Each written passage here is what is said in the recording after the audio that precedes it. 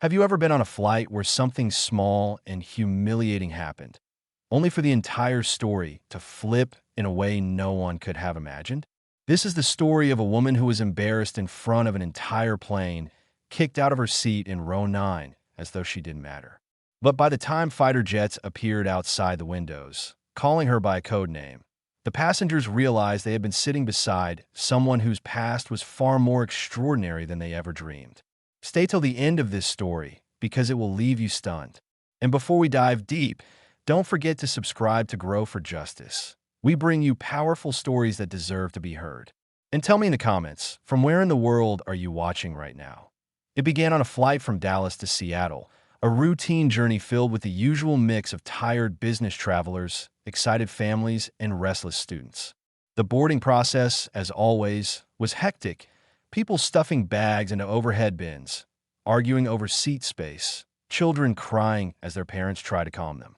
In row 9, a woman quietly placed her bag under the seat, her eyes lowered, avoiding attention. She looked like anyone else, her worn jacket and simple appearance giving no sign of anything special. But sometimes the most extraordinary stories are hidden in plain sight. The trouble began when a group of loud passengers boarded late. They were impatient, entitled, and already irritated that their preferred seats were taken. One of them demanded that she move from her assigned place in row 9, insisting he had special status and deserved the spot. She tried to explain softly that it was her assigned seat, but the man escalated, calling over a flight attendant. Raising his voice so that half the cabin turned to look, the flight attendant, flustered and eager to keep the peace, asked her to give up the seat and move further back. For a moment, she hesitated. She could have argued, demanded her rights, refused to be treated this way.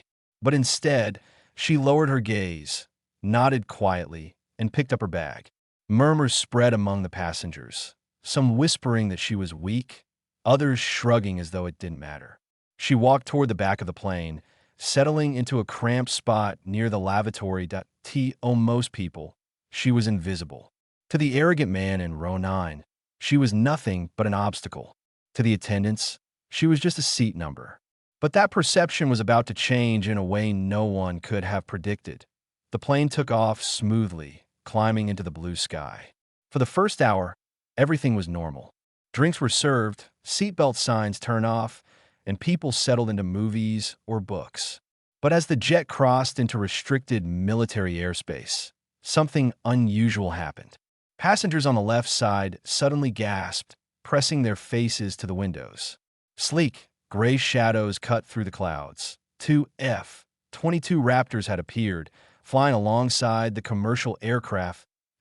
First, confusion rippled through the cabin. Why were fighter jets here? Was there a threat? A hijacking?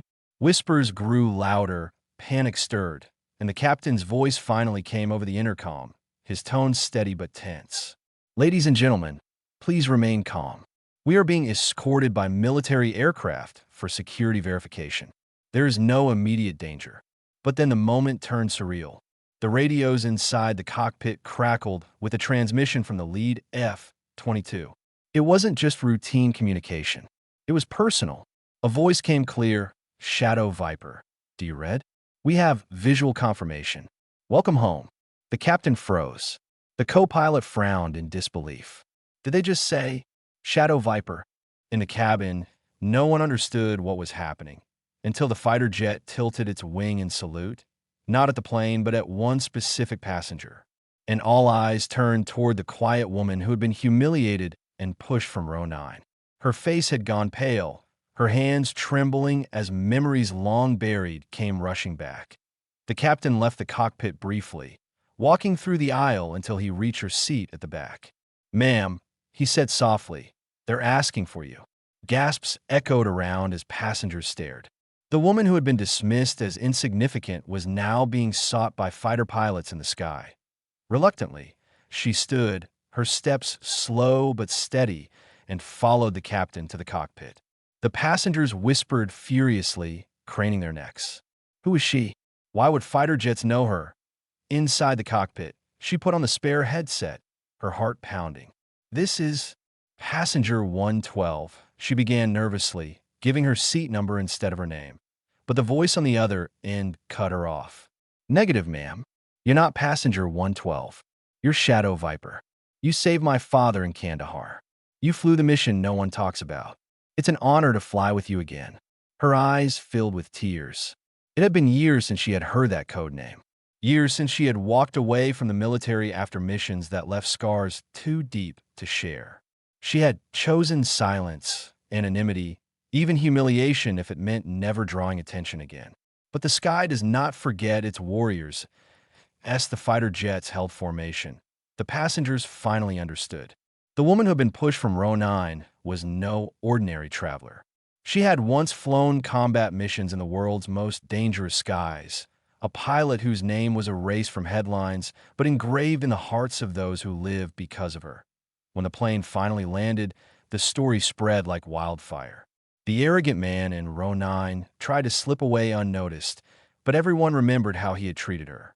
Passengers stopped to thank her, some with tears in their eyes, others with whispered apologies for not speaking up earlier. But she only shook her head. "I'm no hero," she said quietly. "I just did my duty." Yet to those who saw the F-22s dip their wings and salute, she would never again be invisible. And that's the story of how a woman kicked out of row 9 reminded the world that dignity isn't measured by where you sit on a plane. It's measured by the courage you've carried in silence. Oh, friends, if this story gave you chills, if it made you believe that hidden heroes walk among us every day, then do one thing. Subscribe right now to Grow for Justice. And tell me in the comments, where are you watching this from? Because stories like this connect us all across the world, and your voice matters here.